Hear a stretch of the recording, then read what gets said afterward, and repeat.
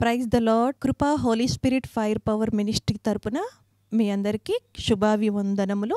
దైవజనుడు గాడ్సన్ గారు దైవ సందేశమును అందించుచూ ఉండగా మీరందరూ విని ఎంతగానో బలపడాలని, ఆత్మీయ మేలులు ఆశీర్వాదాలు పొందుకోవాలని మన ప్రభువుడైన రక్షకుడైన యేసుక్రీస్తు వారి పేరట మేము ప్రార్థిస్తూ ఉన్నాము. Praise the Lord. God bless you to all. దేవునికి స్తోత్రం కలుగునుగాక. ప్రియ దేవుని బిడ్డలారా, దేవుడు మిమ్మల్ని దీవించునుగాక. ఈరోజు దేవుడు మనతో మాట్లాడేటువంటి మాట ఒక అద్భుతమైనటువంటి దీవెనకరమైనటువంటి ఆశీర్వాదకరమైనటువంటి మాట ప్రభు ఈరోజు మనందరితో కూడా మాట్లాడబోతున్నాడు. ప్రియ దేవుని బిడ్డలారా, చాలామంది తన జీవితాల్లో అనుకుంటారు ఏమని తెలుసా, నేను చెప్పే స్థితిలో ఉండాలి అనేటువంటి ఒక తలంపు కలిగి ఉంటారు. చెప్పాలి అంటే గొప్ప స్థితిలో లేదా పెద్ద స్థితిలో ఉండాలనేటువంటి ఆలోచన కలిగి ఉంటారు. దేవునికి స్తోత్రం. ఆ స్థితి వాక్యం ఇచ్చినటువంటి ప్రతి బిడ్డకు ప్రభువు ఇచ్చునుగాక. చెప్పే స్థితి అనేది చాలా జాగ్రత్తగా వినాలి. ప్రియ దేవుని బిడ్డలారా, దేవుడి దగ్గర విన్న గొప్ప అద్భుతమైన దేవుడిచ్చిన గొప్ప కృప అది. మీరు చెబుతున్నారు, నేను చెబితే వినాలి అంటున్నారంటే దేవుడు మిమ్మల్ని ఆ ఉన్నతమైనటువంటి స్థితిలో పెట్టారు కాబట్టే, ఏదో మీరు తెలుసుకున్నారు, నేర్చుకున్నారు, సత్యము తెలుసు కాబట్టి మీరు ఈ మాట చెబుతారు. చాలామంది కోరుకునేటువంటి మాట కూడా ఏంటంటే ఇదే, నేను చెబితే వినే స్థితిలో ఉండాలనేటువంటి ఒక తలంపు కలిగి ఉంటారు. సో దేవుడు ఈ గొప్ప కృప మీకు ఇచ్చునుగాక. రెండవ మాట ప్రియ దేవుని బిడ్డలారా, ప్రతి బిడ్డ కూడా తన జీవితంలో అనుకుంటాడు ఒక అద్భుతమైన పరిశుద్ధమైన జీవితం జీవించాలని ఆశ కలిగి ఉంటాడండి. ప్రపంచ దేశ చరిత్రలో నాకు తెలిసి ఏ బిడ్డ కూడా అపరిశుద్ధమైన జీవితం జీవించాలని ఎవరు కూడా అనుకోరండి.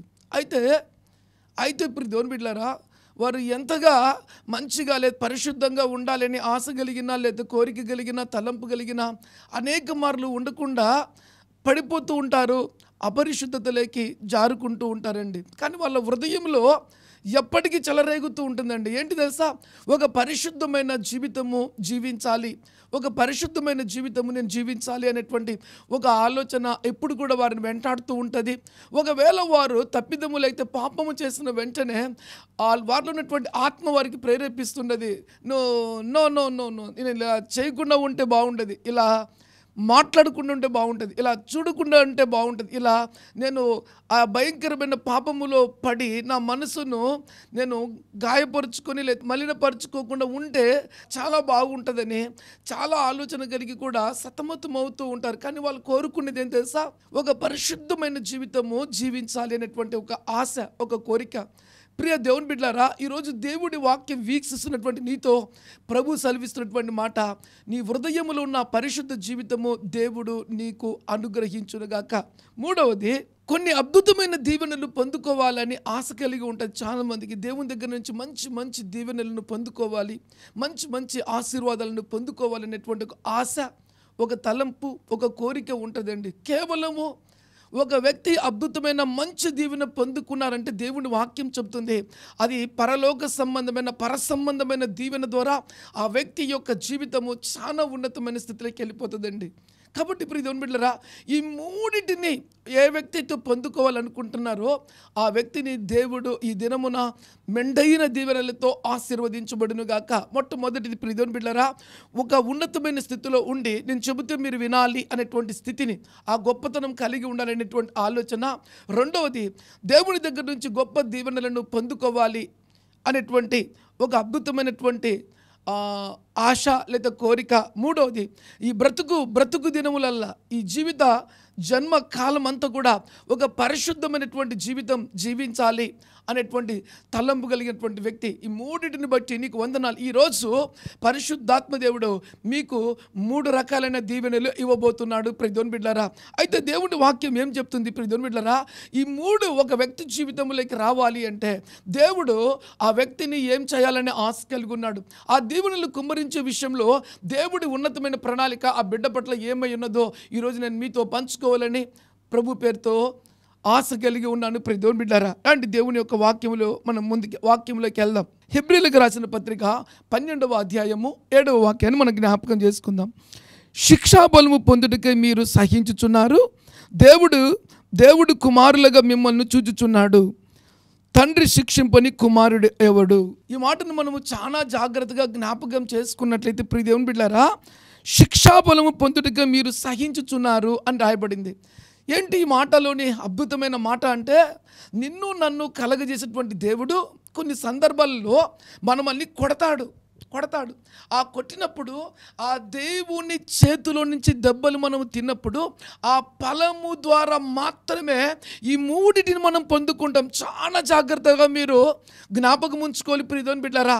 దేవుడు ఒక వ్యక్తిని సరిచేసేటప్పుడు, దేవుని ఒక వ్యక్తిని ఒక చక్కటి మార్గంలో నడిపించేటప్పుడు ఆ దేవాది దేవుడే నిన్ను అనేకమైనటువంటి పరిస్థితుల గుండా నువ్వు వెళ్తున్నప్పుడు నేను పట్టుకొని చక్కటి మార్గంలో నడిపించాలని ఒక ఆశ కలిగినప్పుడు దేవుడు నిన్ను శిక్షిస్తూ ఉంటాడండి. గమనించండి, ఈ శిక్షల గుండా నువ్వు వెళ్తూ ఉన్నప్పుడు ప్రపంచంలో ఏ వ్యక్తి కూడా ఆ శిక్ష నుండి నిన్ను తప్పించలేరు. మీ డైరీలా రాసుకోండి.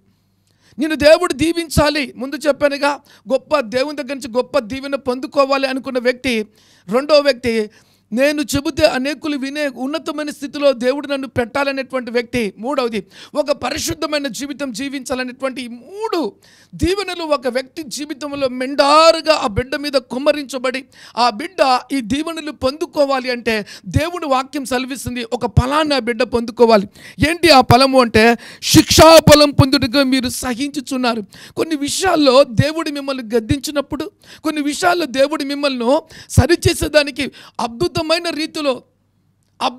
రీతిలో నేను ఎందుకు చెప్తున్నాను తెలుసా? ఇవి ఎక్కడి నుంచి వస్తాయంటే, కొన్ని పరిస్థితులు, అతి భయంకరమైన పరిస్థితులు కూడా దేవుడిని నడిపించినప్పుడు నీ జీవితంలో ఆత్మ కేకలేస్తుంది, నా వల్ల కావడం లేదు, నేను సహించలేను, నేను తట్టుకోలేను, నా జీవితంలో ఏ పాపం చేశాను, ఎందుకు నాకు ఈ శోధన, ఎందుకు నా దెబ్బ, ఎందుకు నా కుటుంబంలో విరోధం, నా బిడ్డలు నన్ను ఈ విధంగా ఉన్నారు. ఇలాంటి పరిస్థితులు ఎన్నో, నువ్వు ఏమీ చేయలేని పరిస్థితి. కానీ ఆ భయంకరమైనటువంటి వేదన అనుభవిస్తూ ఏమి చేయలేక అలా ఉండిపోతావండి. అప్పుడు నీ ఆత్మ వేదనతో కుమిలిపోతూ ఉంటుంది. అది ఎలా ఉంటుందంటే, నిన్ను నిజంగా ప్రియ దేవుని బిడ్డలారా ఒక ప్రత్యేకమైన వేలకి తీసుకెళ్ళిపోతుందండి. ఆ పరిస్థితిలో నీ ఆలోచనలు, నీ తలంపులు, నీ ఉద్దేశాలు అన్నీ కూడా ఎలా ఉంటాయంటే, ఆత్మ, నీలో ఉన్నటువంటి ఆత్మ, అది దేవుడి పెట్టినటువంటి గొప్ప దీపము. ఆ ఆత్మ దేవునితో మొరపెడుతూ ఉంటుంది, ప్రభువా, తండ్రి, నువ్వు ఎక్కడున్నావు, ఏం చేస్తున్నావు, నా వల్ల కావడంలే, సహించాలంటే కష్టంగా ఉంది అంటూ వేదనతో పలుకుతున్నటువంటి ఆ మాటలు ప్రియ దేవుని బిడ్డలారా, అది నువ్వు కలగాలి నీ జీవితంలో. ఎందుకు కలగాలి తెలుసా? నీ జీవితంలో ఏదో నువ్వు పొందుకోవాలి అంటే ఇది నీ ఈ అనుభవం గుండా నువ్వు ముందుకు వెళ్ళినప్పుడు అది పొందుకుంటావండి. ఆ వేదనను దేవుడు చూస్తూ ఏమంటున్నాడు తెలుసా? చూడండి, 7వ వాక్యాన్ని మనం జ్ఞాపకం చేసుకుందాం. హెబ్రీ 12:7, దేవుని కుమారులుగా మిమ్మల్ని చూచుచున్నాడు, తండ్రి శిక్షింపని కుమారుడు ఎవరు? దేవుని కుమారుల స్వరూపంలోనికి నిన్ను మార్చాలి అంటే తండ్రి కొట్టని కుమారులు ఎవరు అంటున్నాడు. తండ్రి చేత ప్రతి బిడ్డ కూడా, ఇప్పటి వరకు నన్ను అడిగితే ప్రపంచంలో ఎంతమంది బిడ్డలు ఉన్నారో ప్రతి బిడ్డ కూడా తన తల్లిదండ్రులు ఖచ్చితంగా ఆ బిడ్డను అనేక మార్లు పడిపోకుండా, తప్పిదప్పు మార్గంలో వెళ్లకుండా, రకరకాల వారి పరిస్థితులు వెళ్తున్నప్పుడు వారిని కొట్టే ఖచ్చితంగా ఉంటారు. తండ్రి చేత, తల్లి చేత దెబ్బలు తినండి బిడ్డ ఏ వ్యక్తి కూడా ఉండరు. వాళ్ళు తల్లిదండ్రులు ఎప్పుడైతే వారిని సరిచేసేదానికి కొట్టడం మొదలు పెడతారో, గద్దించడం మొదలు పెడతారో, సరిచేయడం మొదలు పెడతారో వారిలో మార్పు అనేది వస్తుంది. కాబట్టి ఆ బాధ్యత తల్లిదండ్రులుగా ఉంటుందండి. అదేవిధంగా మన ఆత్మీయ జీవితంలో కూడా ఒక మంచి దీవెన పొందుకోవాలి అన్నా, ఒక పరిశుద్ధమైన జీవితం మనం జీవించాలి అన్నా, మూడోది ప్రియ దేవుని బిడ్డలారా, నేను చెబుతూ నువ్వు వినాలి. ఒక అద్భుతమైనటువంటి దీవెన, నా దగ్గర కొన్ని పాఠాలు నేర్చుకో, కొన్ని చెబుతున్నది నేర్చుకో అని నువ్వు చెప్పాలి అన్న కూడా మొదటగా నీవు దేవునిచ్చే నడిపించబడిన వ్యక్తిగా నువ్వు ఉండాలండి. ఎప్పుడైతే దేవునిచే నడిపించబడిన వ్యక్తిగా నువ్వు మార్చబడతావో, దేవుని దగ్గర గొప్ప పాటలు నేర్చుకుంటావో, దేవునితో నడిపించబడి దేవుడు నడిపించిన మార్గాలలో తినే ఆ తీపి దెబ్బలు, ఆ తీపి అనుభవాలు నువ్వు సహించడం నేర్చుకున్నప్పుడు, ఎందుకు సహిస్తున్నావు తెలుసా? నువ్వు ఎదిరించగలవు, కొట్లాడగలవు, ఏమైనా చేయగలవు. కానీ అణుచుకుని దేవుని వైపు చూసింటా చూడు, అది నీకు దేనికి గొప్ప దీవెనకి ఎందుకు తీసుకెళ్తాడు దేవుడు తెలుసా? ఆ అణుచుకున్నప్పుడు, ఆ తగ్గించుకున్నప్పుడు, ఆ దేవుని బట్టి నిన్ను నీవు కంట్రోల్ చేసుకున్నప్పుడు, ఆ నలగబడ్డ ఆ నలుపు దేవుడు వాక్యం చెప్తుంది, నువ్వు దేవుని బిడ్డగా నీ జీవితంలోకి ఒక గొప్ప దీవెన దేవుడు కుమ్మరించాడండి. ఊరికనే దేవుని బిడ్డ అనరు, బైబిల్ పట్టుకుంటా అని దేవుని బిడ్డ అనరు. నువ్వు చెప్పింది బైబిల్ పట్టుకుని అందరూ వినాలంటే వినరు. నిన్ను బైబిల్ పట్టుకున్న వ్యక్తి, ప్రతి వ్యక్తి కూడా పరిశుద్ధంగా మార్చబడడు. బైబిల్ పట్టుకున్న వ్యక్తితో అను నిత్యము సాతాను ఏం చేస్తుంది తెలుసా? పోరాటం చేస్తూనే ఉంటుంది. బైబిల్ పట్టుకొని పరిశుద్ధ జీవితం జీవించాలని ఆశ కలిగిన వ్యక్తి జీవితంలో ఆటుపోట్లు ఎదురైనప్పుడు పరిశుద్ధాత్మ దేవుడు, ఆ తండ్రి అయిన దేవుడు అనేక మార్లు గద్దిస్తూ ఉంటాడు. ఒక్కోసారి దేవుడు తండ్రి పిల్లలను శిక్షించినట్లుగా కొన్నిసార్లు దెబ్బలు పడుతూనే ఉంటాయి. తప్పిదము చేస్తున్నప్పుడు పడుతూనే ఉంటాయి. పాపం చేస్తున్నప్పుడు పడుతూనే ఉంటాయి.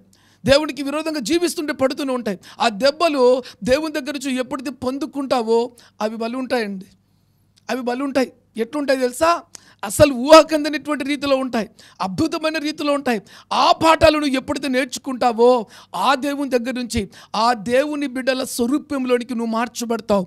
గట్టిగా చెవులు కొట్టి దేవుని కనపరుస్తారు. దేవుని బిడ్డలారా, ఏదో క్రైస్తవునిగా బైబిల్ పట్టుకున్నాగా, దేవుని నమ్ముకున్నాగా ఇక నేను అన్ని రకాలుగా దీవించబడతా అంటే కాదండి. నువ్వు పట్టుకునేది కరెక్ట్, దేవుని నమ్ముకునేది కరెక్ట్. దేవుని మార్గంలో నడవవలసిన విషయంలో దేవుడు చెయ్యి పట్టుకుని నడిపించి దేవుని కుమారులు, దేవుని బిడ్డ ఇలా ఉంటాడని దేవుడు నిన్ను అనేకులకి పాఠాలు నేర్పించే బిడ్డగా, నువ్వు చెబితే విన్న బిడ్డగా, నీ పరిశుద్ధ జీవితాన్ని చూచి అనేకులు నేర్చుకునే విధంగా.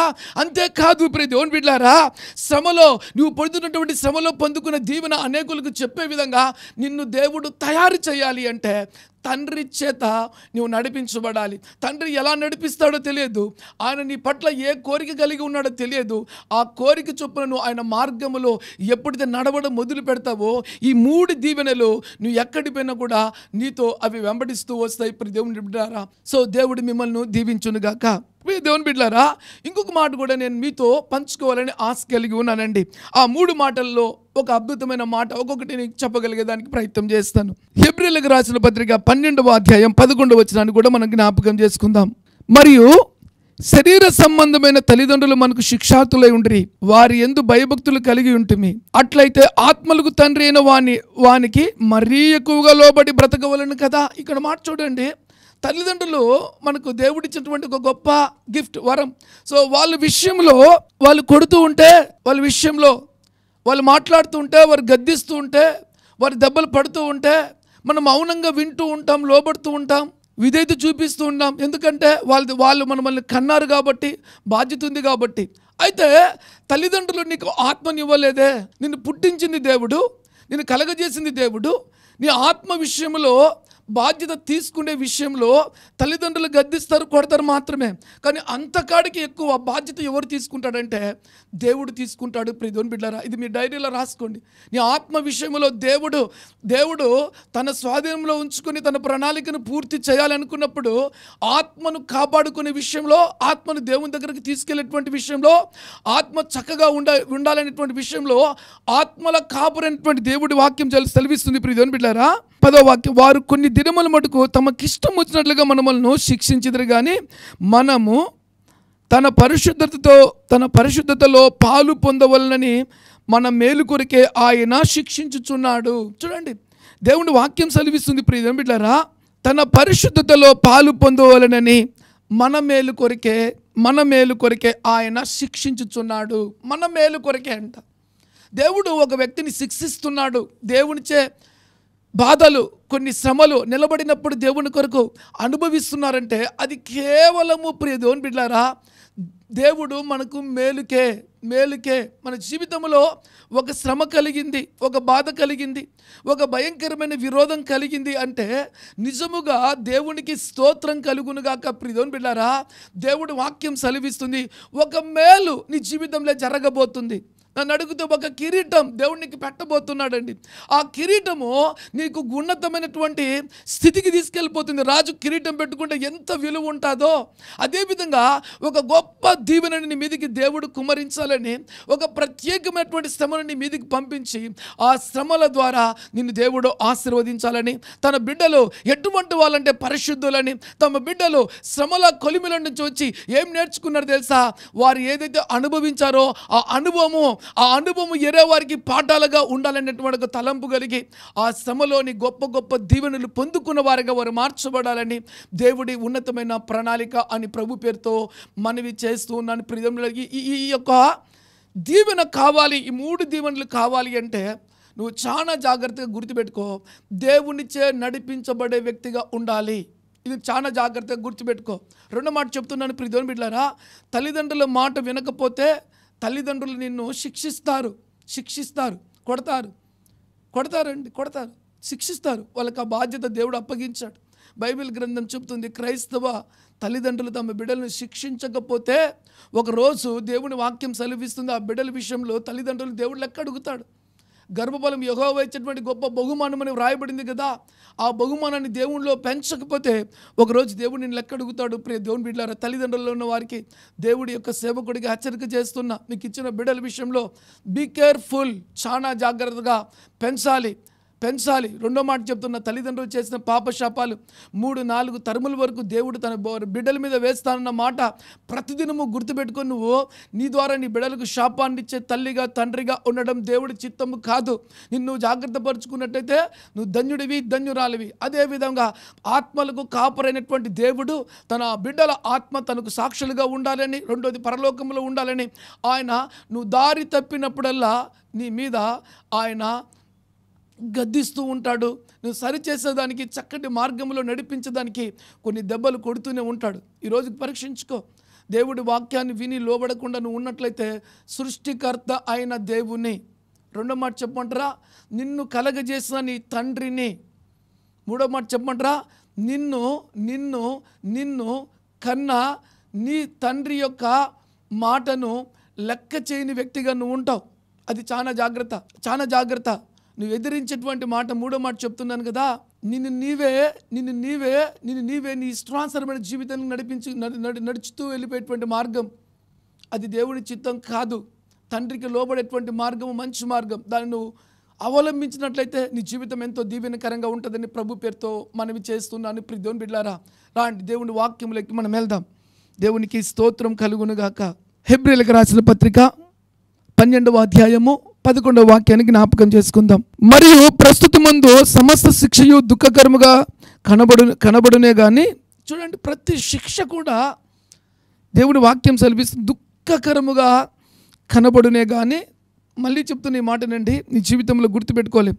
మరియు ప్రస్తుతం ముందు సమస్తము దుఃఖకరముగా కనబడును కానీ, దేవునిచే నడిపిస్తున్న వ్యక్తి జీవితంలో అనేక అననుకూల పరిస్థితులు ఎదురైనప్పుడు అవన్నీ కూడా ఆ వ్యక్తికి కష్టమైన మార్గాలుగా ఉంటాయి, కఠినమైన మార్గాలుగా ఉంటాయి, శ్రమకరమైన మార్గాలుగా ఉంటాయి, శోధనకరమైన మార్గాలుగా ఉంటాయి, భారమైన మార్గాలుగా ఉంటాయి.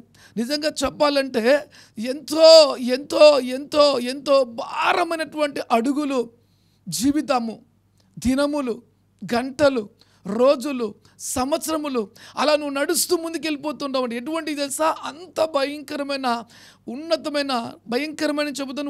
చెప్తాను. ఎందుకు తెలుసా, నువ్వు వేసే ప్రతి అడుగులో, రెండవది నువ్వు వేసే ప్రతి భారమైన అడుగులో నువ్వు బాధ అనుభవించే కొలది, శోధన అనుభవించే కొలది, దుఃఖము అనుభవించే కొలది, అడుగు వేసే కొద్దీ నీ అడుగు వెనక దీవెన, కిరీటము, ఆశీర్వాదము ఇవన్నీ కూడా దేవుడు దాచిపెట్టాడు. కాబట్టి అవి కొద్ది కాలం మాత్రమే నీకు ఎట్లుంటాయంటే దేవుని వాక్యం సెలవిస్తుంది. చూడండి దేవుని బిడ్డలారా, సమస్తమును దుఃఖకరముగా కనబడునే కానీ, సమస్తము దుఃఖకరంగా కనబడునే కానీ సంతోషకరంగా కనబడదు.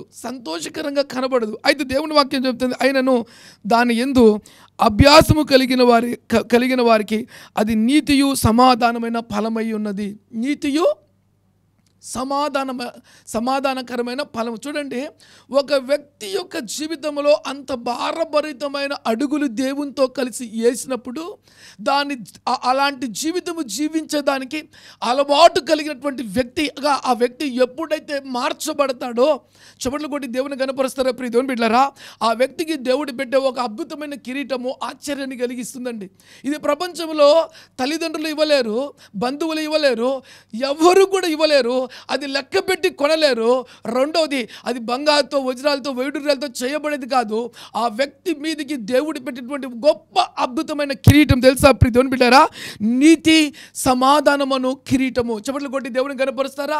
దేవుడు నడిపించే వ్యక్తి జీవితంలో అంత గొప్ప దీవెన ఎలా వచ్చింది అంటే, ఆ వ్యక్తి నీతిపరుడు, ఆ వ్యక్తి నీతిపరుడు అంటే ఆ వ్యక్తి తల మీద ఏముందంట, నీతిమంతుడనే కిరీటాన్ని దేవుడు పెట్టాడు. అందుకే ఆ వ్యక్తి యొక్క జీవితము ఏ విధంగా మార్చబడిందంటే, అనేకమైన అననుకూల పరిస్థితులు గుండా తండ్రి అయిన దేవుని చేత దెబ్బలు తింటూ, మేలు చేసి దెబ్బలు తింటూ, రకరకాల విపత్తులను అనుభవించుకుంటూ 8 అడుగు వేల భారభరితమైన జీవితమైన కొన్ని దినములు నడిచాడు. ఆ కొద్ది దినములు నడిచిన తర్వాత ఆ భారాన్ని బట్టి, ఆ బాధను బట్టి, ఆ వేదనను బట్టి, ఆ దుఃఖకరమైన దినములను బట్టి ఆ వ్యక్తి మీదకి దేవుడు ఏమిచ్చాడు తెలుసా? సంతోషకరమైన కిరీటాన్ని ఇచ్చాడండి. ఆ కిరీటమే దేవుని వాక్యం చెప్తుంది, నీతి అను సమాధానకరమైన కిరీటము. నీవు ఎప్పుడైతే దేవునితో తండ్రిచే శిక్షించబడుతూ, సరిచేయబడుతూ, లోబడుతూ ముందుకు సాగడం మొదలు పెడతావో ఆ వ్యక్తికి మాత్రమే నీతి అను సమాధానకరమైన ఒక కిరీటము దేవుడు నీకు అనుగ్రహిస్తాడు. మళ్ళీ చెప్తున్నా, ఇది అమ్మలు బిడ్డలకు పెట్టుకునేది కాదు, బిడ్డలు తల్లిదండ్రులు బిడ్డలకు పెట్టుకునేది కాదు, బంధువులు ఏదో తాతలు ముత్తాతలు సంపాదించింది బిడ్డలు పెట్టుకునేది కాదు. ఏ వ్యక్తి అయితే దేవుడిచే నడిపించబడతాడో ఆ వ్యక్తికి దేవుడిచ్చేటువంటి గొప్ప కిరీటము. ఒకవేళ దేవుడి వాక్యానికి విరోధంగా మనము ఎవరు జీవించినా ఆ వ్యక్తి జీవితంలో నీతి అను సమాధానమైన కిరీటము ఆ వ్యక్తి జీవితంలో ఉండదు. ఆ వ్యక్తిని చూస్తానే నేను చెప్పాను, మీకు బాగా తెలుసు, నీతికి ఆపోజిట్, సమాధానానికి ఆపోజిట్. ఆ వ్యక్తికి చూస్తాను ఎప్పుడూ సమాధానమే. ఆ వ్యక్తితో మాట్లాడకండి, పొరపాటును కూడా మాట్లాడాలంటే మన మైండ్ పోద్ది. ఆ వ్యక్తితో మాట్లాడితే కన్నా రకరకాల విపత్తులే. రెండో మాట నీతి. ఆ వ్యక్తితోనా నీతిమంతుడు కాదు, జాగ్రత్త, డేంజర్. మాట్లాడుతున్నామో డేంజర్. ఆ వ్యక్తి యొక్క బ్రతుకును బట్టే ఆ వ్యక్తి మీదికి ఆ నీతిపరుడు అనే కిరీటం, ఆ వ్యక్తి తల మీదికి సమాధానము లేదు, అసమాధానం కలిగిన వ్యక్తి అనే కిరీటం. ఈ రెండిట్లో ఏది మోసుకుంటావో డిసైడింగ్ నువ్వే. ఈ దేవుడి వాక్యం అండి. నువ్వు ఎప్పుడైతే దేవుడిచే గద్దించబడి, సరిచేయబడి, దేవుడు కొట్టేటువంటి ఆ దెబ్బ, కొన్ని పాటలు నేర్పించడానికి దేవుడు వేసేటువంటి ఆ దెబ్బ గట్టిగా ఉంటుంది, నొప్పి ఉంటుంది, అది ఎవరు కూడా తీర్చలేరు. దేవుని దగ్గర మొరపెట్టుకొని ఆయన దగ్గర సమాధానం పొందుకొని ఆ దెబ్బలో గొప్ప గొప్ప అద్భుతమైన పాటలు నేర్చుకున్నప్పుడే నువ్వు చెప్పగలుగుతావు, నేను వెళ్ళిన మార్గం నాకు తెలుసు కాబట్టి నువ్వు ఈ మార్గంలో వెళ్ళకు, ఈ మార్గంలో వెళ్ళని చెప్పగలుగుతావు. చెప్పే స్థితి కావాలన్నావు కదా. కావాలి అంటే నువ్వు అనుభవించాలి. అనుభవించినప్పుడు నువ్వు చక్కగా ఉంటావు, చెప్పే స్థితిలో నువ్వు ఉంటావు. అదే నీకు తెలియకపోతే, అదే నువ్వు అనుభవించకపోతే, అదే నువ్వు దేవుడి మార్గంలో నడవకపోతే చెప్పే స్థితి ఉండదు. చెప్పించుకునే స్థితి, బ్రతుకు దినములలో చెప్పించుకునే స్థితి కలిగిన వ్యక్తిగా ఉంటావా, చెప్పే స్థితి కలిగిన వ్యక్తిగా ఉంటావా? డిసైడింగ్ నీదే. దేవుడి వాక్యం నీ దగ్గరకు వచ్చింది, హృదయంలో చేర్చుకొని పట్టుకొని నా జీవితాన్ని దేవునికి అప్పగించాను. ఇక ఆయన ఎలా నడిపించినా కూడా రెడీ. ఆయన అగ్నిలో నడిపించినా, ఆయన నీళ్ళలో నడిపించినా, ఆయన శ్రమల కొలిమిలో నడిపించినా, ఆయన నిందల మార్గం నడిపించినా, వ్యాధి కూడా నడిపించని, బాధలు కూడా నడిపించని, అప్పులు కూడా నడిపించని, ఏదో దేవుడు నాకు నేర్పిస్తున్నాడు అంతే. నువ్వు అప్పగించబడిన తర్వాత ఆయన వైపు చూస్తూ నువ్వు ఎప్పుడైతే అడుగులు ముందుకేస్తావో ప్రియ దేవుని బిడ్డ, నీ జీవితంలో దేవుడు ఈ కిరీటాలన్నీ కూడా సిద్ధం చేసి పెట్టాడు. గట్టిగా చెప్పులు కొట్టి దేవుని కనపడదామా? రెండవ మాట, కీర్తనలు 119వ కీర్తన 67వ వాక్యం. మనం అనేక మంది ఈ వాక్యాన్ని చదువుకుంటూ ఉంటాం, కానీ ఈ వాక్యము ద్వారా నేర్చుకునే వ్యక్తులుగా మనం ఉండాలండి. నేర్చుకునేటువంటి వ్యక్తులుగా ఉండాలి. మన జీవితంలో అననుకూల పరిస్థితులు ఎదురైనప్పుడు మనం నేర్చుకునేటువంటి వ్యక్తులుగా మనం ఉండాలి. పడిపోయే వ్యక్తులుగా కాదు, నేర్చుకునే వ్యక్తులుగా మనం మొరపెట్టినప్పుడు తప్పక దేవుడు విని జవాబిస్తాడు. ప్రియ దేవుని బిడ్డలారా, చూడండి, శ్రమ కలగక మునుపు నేను త్రోవ విడిచి తిని, కీర్తనకారుడు అంటున్నాడు, శ్రమ కలగక తలకి దేవుని లెక్క చేయాలి, త్రోవ విడిచాను, నా ఇష్టమైన మార్గం ఎంచుకున్న తర్వాత ఏం జరిగింది అంటే, దావీదు హృదయం చెడిపోయింది, దావీదు తలంపులు చెడిపోయినాయి. దావీదు ఎప్పుడైతే బెత్షెబతో పాపం చేశాడో, నేను తప్పిదం చేశాను, నేను పాపం చేశాను అనేటువంటి ఒక అతి భయంకరమైన ఆ తప్పిదము, పాపము, చెడు మార్గము అతని పట్టింది. నువ్వు ట్రాక్ తప్పావు, నువ్వు అపవిత్రుడివి, నీలో సమాధానము లేదు, నువ్వు ఒక దొంగవు, నీ ఆత్మ చెడిపోయింది, దేవునికి విరోధంగా జీవించావు అని దేవుని ఆజ్ఞ తప్పినప్పుడు దేవుని వాక్యం సెలవిస్తుంది. ప్రియ దేవుని బిడ్డలారా, వెళ్ళిపోయాడు, భయంకరమైన పరిస్థితులకు వెళ్ళిపోయిన తర్వాత దేవుని వాక్యం చెప్తుంది, శ్రమ కలగక తలకి నేను త్రోవ తప్పితిని. ఆ ఇష్టానుసారమైన జీవితం జీవించిన వెంటనే దెబ్బ పడింది. పడిన వెంటనే అయిపోయిన ఆ శ్రమలో దావీదు తట్టుకోలేక మళ్ళీ ఎక్కడికి వచ్చాడు తెలుసా? దేవుని పాదాల దగ్గరకు వచ్చాడు. దేవుని పాదాల దగ్గరకు వచ్చాడు. దేవునితో అంటున్నాడు, ప్రభువా నాకు నూతన హృదయము, ఈసోపుతో నా పాపములు కడుగు నాయనా అని దేవుని దగ్గర బ్రతిమిలాడే ఇక ఏమన్నాడు తెలుసా? నేను బ్రతుకు దినములల్లా, దేవుని వాక్యం సెలవిస్తుంది, ఇప్పుడు నీ వాక్యమును అనుసరించి నడుచుకుంటున్నాను. బ్రతుకు దినములల్లా నీ వాక్యాన్ని అనుసరించి నేను నడుచుకుంటా ప్రభువా. ఎందుకంటే నా జీవితంలో దేవునికి వాక్యానికి విరోధముగా నేను జీవించినప్పుడు శ్రమ కలిగింది. శ్రమ కలగక తలికి నేను దారి తప్పాను. శ్రమ కలగక తలికి నేను దారి తప్పిన తర్వాత ఏం జరిగిందంటే అద్భుతమైనటువంటి ఆ భయంకరమైన ఊబిలో దేవుడు వేశాడు. నేర్చుకున్న బ్రతుకు దినములల్లా దేవుడి చక్కటి వాక్యానుసారమైన జీవితం జీవించాలి. దేవుడు ఏమనలేదులే, దేవుడు ఏం చేయలేదులే అని ఎప్పుడైతే దేవుడి వాక్యానికి విరోధముగా దావీదు నడవడం మొదలుపెట్టి ఏం కావాలి అనుకున్నాడు? శ్రమ వచ్చి పడిందండి. శ్రమ కలగక తలికి దారి తప్పాడు. శ్రమ వచ్చిన వెంటనే కీర్తనకారుడు అనుకున్నాడు, ఇప్పుడు నీ వాక్యమును బట్టి, నీ వాక్యమును అనుసరించి ఒక మంచి నడక నీ జీవితంలోకి రావాలి అంటే దేవునిచే నడిపించబడాలి. దేవునిచే నువ్వు నడిపించబడినప్పుడే చక్కటి మార్గములకి దేవుడు నేను నడిపిస్తాడు. ప్రియ దేవుని బిడ్డలారా, అప్పుడు మాత్రమే చెప్పగలుగుతావు, దేవుడు నన్ను చక్కటి మంచి మార్గంలోకి నడిపించాడు. చక్కటి మంచి మార్గంలోకి దేవుడు నన్ను నడిపించాడు. యోబు గ్రంథం 23వ అధ్యాయం 10వ వాక్యాన్ని మనం జ్ఞాపకం చేసుకుందాం. యోబు గ్రంథం 23వ అధ్యాయం 10వ వచనం, నేను నడుచు మార్గం ఆయనకు తెలియను, ఆయన నన్ను శోధించిన తరువాత నేను సువర్ణం వలె కనబడుదును. ఈ మాట చూడండి, నేను నడుచు మార్గము ఆయనకు తెలియను. యోబు తన జీవితంలో అనేక మార్లు శోధించబడిన తర్వాత, అనేక పరిస్థితుల గుండా శోధించబడిన తర్వాత యోబు చెప్తున్నాడు, నేను శోధించబడ్డాను. ఎవరిచే తెలుసా? దేవునిచే శోధించబడ్డాను. నా మాట మారాలి, నా తలంపులు మారాలి, నా అడుగులు మారాలి. అతి భయంకరమైన పరిస్థితులు భూమి మీద నా చుట్టుకున్నా కూడా దేవుడు నన్ను శోధించి ఒక మంచి అద్భుతమైనటువంటి వ్యక్తిగా దేవుడు నన్ను నిలబెట్టాలనుకున్నాడు. ఒక పరిశుద్ధమైన వ్యక్తిగా దేవుడు నన్ను చూడాలనుకున్నాడు. ఆ చూచే విషయంలో నా జీవితంలో ఏం జరిగిందంటే, దేవుడు నన్ను శోధించిన తర్వాత నేను సువర్ణం మార్చబడ్డాను, బంగారులాగా మార్చబడ్డాను. ఒక మంచి పరిశుద్ధమైన జీవితం జీవించడానికి దేవుడు నన్ను జ్ఞాపకం చేసుకున్నాడు. బంగారు కాడికి విలువైన జీవితం, బంగారు విలువైందంటే బంగారు కాడికి విలువైన ఒక పరిశుద్ధమైన జీవితము దేవుడు నాకు అనుగ్రహించాడు. గమనించండి, పరిశుద్ధమైన జీవితం కావాలి అనుకున్నప్పుడల్లా కూడా గుర్తుపెట్టుకోవాల్సినటువంటి ప్రాముఖ్యమైన విషయము, ఆయన నిన్ను శోధిస్తాడు. నువ్వు కరెక్ట్ అయిన వేలో వెళ్తున్నావా లేదా పరీక్షిస్తాడు, పరిశోధిస్తాడు. దేవుని భయము నీకున్నట్లయితే ప్రియ దేవుని బిడ్డలారా, నీ జీవితము మరొకసారి చెప్తున్నా, ఒక పరిశుద్ధమైన అద్భుతమైన గొప్ప జీవితంగా మార్చబడుతుంది దేవుని భయం నీలో ఉంటే. నువ్వు ఎక్కడికి వెళ్ళినా కూడా ఏది చూడాలన్నా, ఏది మాట్లాడన్నా, దేవుడిచ్చిన ఈ శరీరము, దేవుడిచ్చినటువంటి ఈ శరీరము దేవుడి ఆలయము కాబట్టి దీన్ని జాగ్రత్తగా చూచుకుంటావు, పరిశుద్ధంగా చూచుకుంటావు. ఒక పరిశుద్ధమైన జీవితం జీవించాలని తీర్మానం తీసుకుంటావు. యోబు తన జీవితంలో ఎప్పుడైతే అలా జీవించడం మొదలుపెట్టాడో, యోబు అంటున్నాడు, నువ్వు నన్ను శోధించిన తర్వాత నన్ను సువర్ణం వలె, బంగారం వలె నన్ను మార్చావు. ఇది జీవించే జీవితాన్ని బట్టి మనకు వచ్చే గొప్ప పేరండి. మన జీవితాన్ని మన ఇష్టానుసారంగా నడిచినట్లయితే మన జీవితానికి ఒక పెద్ద పేరు వస్తుంది, అపరిశుద్ధుడు అని. అందుకే మన జీవితాన్ని మనము దేవుడికి ఇష్టకరంగా మలుచుకొని ఆయన మార్గములో నడవడం మొదలుపెట్టినట్లయితే నువ్వు వెళ్ళే మార్గం నీకు తెలుస్తుంది. రెండవది, ఆ మార్గాల్లో ఎన్నో భయంకరమైన విపత్తులు ఎదురైనా కూడా దేవుని వాక్యం సెలవిస్తుంది, ఒక సువర్ణమైనటువంటి జీవితం. శోధనలో నుంచే దేవుని వాక్యం సెలవిస్తుంది, ఆయన నిన్ను శోధించిన తర్వాత నీ జీవితము, దేవుని వాక్యం సెలవిస్తుంది, సువర్ణము వలె కడగబడుదును. అద్భుతంగా ఆ శోధనలు నిన్ను సువర్ణం వలె కడగడం మొదలు పెడతాయి. కళ్ళు మూసుకుందామా, ప్రార్థన చేసుకుందాం. మహాపరిశుద్ధుడా, ప్రేమ కలిగిన తండ్రి, గొప్ప దేవా, నీకు వెలకట్టలేని కృతజ్ఞతాస్తుతులను, స్తోత్రాలను, వందనాలను చెల్లించుకుంటున్నాను. ఈరోజు దేవుడి వాక్యం ఎంతోమంది అయితే వీక్షించారు నాయన.